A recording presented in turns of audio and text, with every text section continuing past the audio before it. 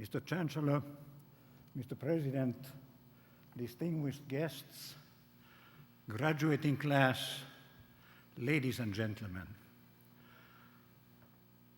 I'm very grateful for the great honor rewarded to me today. I also thank Dr. Watt for the beautiful and kind, though highly exaggerated words. Western and London have been kind of a second home for me. I came here as a visiting professor in 1966 and have visited Western very frequently, almost every year since then. No words can fully express my gratitude, but I still say the words, and I still say them in my own language. Kiitoksia sydämeni pohjasta, on hienoa olla taas täällä. Thanks from the bottom of my heart. It's great to be at Western again. Yeah.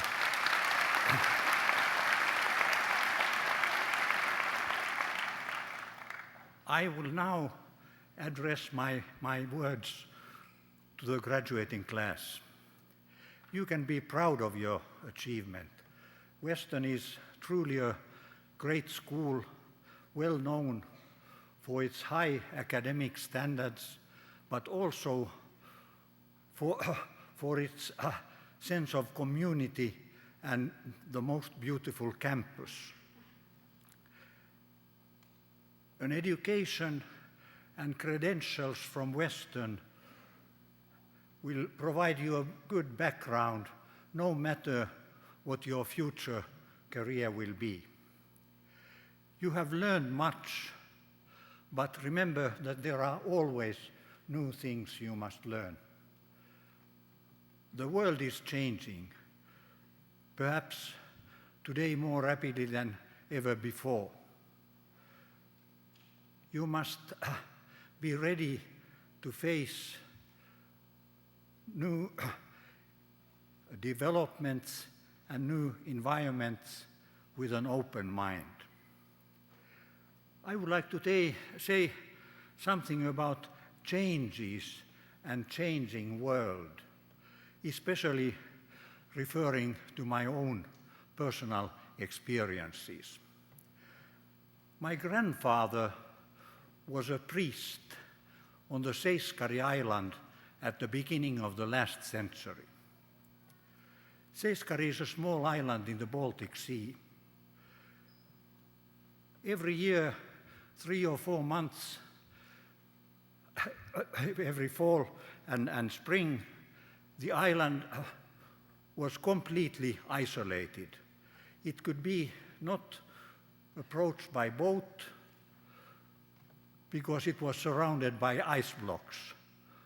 On the other hand, the ice was not solid enough to carry a person, let alone horses. There was no medical doctor nor trained nurse on the island, so people came to my grandfather when they were sick. My grandfather died before I was born, but I have heard from descendants of his parish that he cured many illnesses apart from saving souls. During the days of my grandfather, Finland was a poor agricultural society. During recent decades, it has become a country of highly developed technology and well-advanced social care. Indeed, a couple of years ago, Finland was listed by the American Newsweek magazine as the best country in the world if you were born today. So there is really here a tremendous change. This was not true during the days of my grandfather. Only 6 of his 9 children lived to be adults, but fortunately my mother was one of them. Even a bigger change took place in the cultural and educational atmosphere of my father. He came from a remote rural community where people had very little education. My father lost his mother in 1893 when he was only 1 year old. Actually, I can consider myself quite old. Not many people alive have a grandmother who died in the 19th century. So coming back to my father, he had awfully many difficulties, but was able to work his way through all educational stages, both in Finland and in Germany. He became a university professor in philosophy. He was also instrumental in developing the new school system of Finland. The favorite philosopher of my father was Arthur Schopenhauer. So I was named Arto after Schopenhauer. Arto is the Finnish version of Arthur. Speaking of changes, I must say something also about the fantastic development in my own field, computer science and computers. During my school days, there were no computers. The first ones were huge and filled entire rooms, big rooms. One could, those days, read optimistic predictions such as, maybe in the future computers weigh only 5 tons, or maybe in the United States there is need for as many as 10 computers.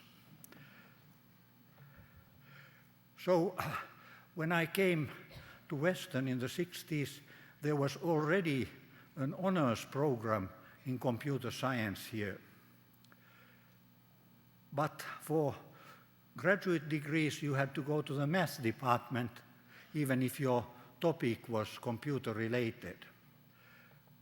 Computer science department was located in 2 bungalows on the Western Road.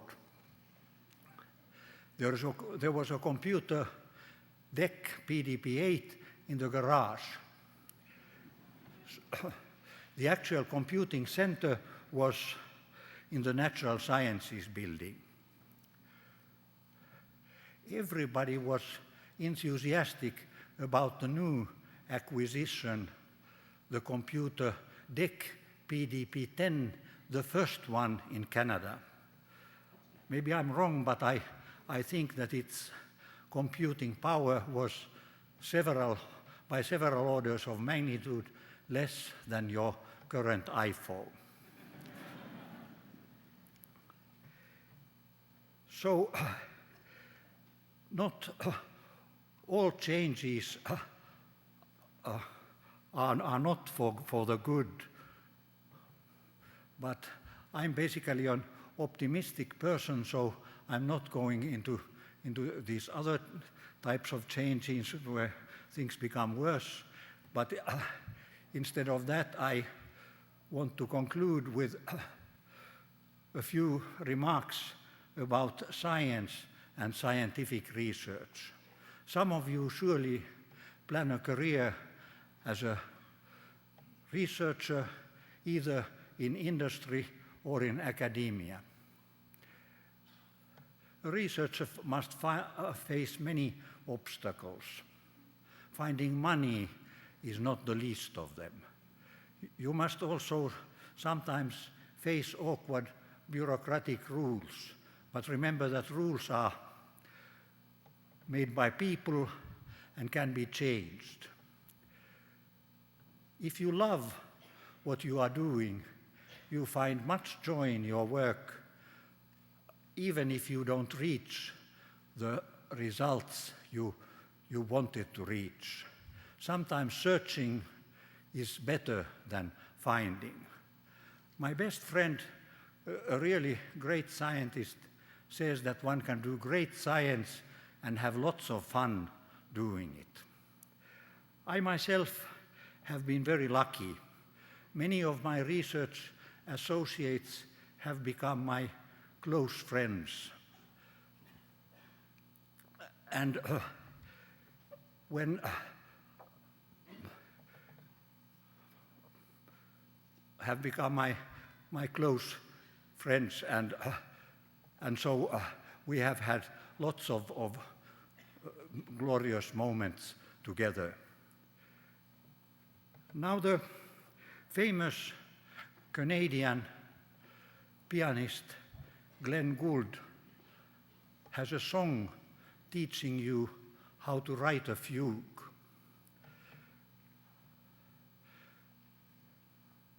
Some of the lines are applicable for scientific writing as well. For instance, never be clever for the sake of being clever. However, at the end of the song, it is said that forget all what we told you, write a fugue, write a good one. Also, I'm not going to give any instructions about good or bad science, especially because of my age, which I already emphasized. I might lead you into wrong things. But I just say that in general you have to find your own way. On any road you are in some sense a prisoner of the road. Many great researchers and scientists have been able to find new roads. Once more, I congratulate the graduating class of today. Life is short, but it gives also wonderful experiences for you. Today is certainly one of them. I have had also others this year. I made for my grandchildren a book called Happiness is Being a Grandfather. I hope that you will have many happy experiences in the future, both in your work and life in general. Thank you very much. I'm very grateful.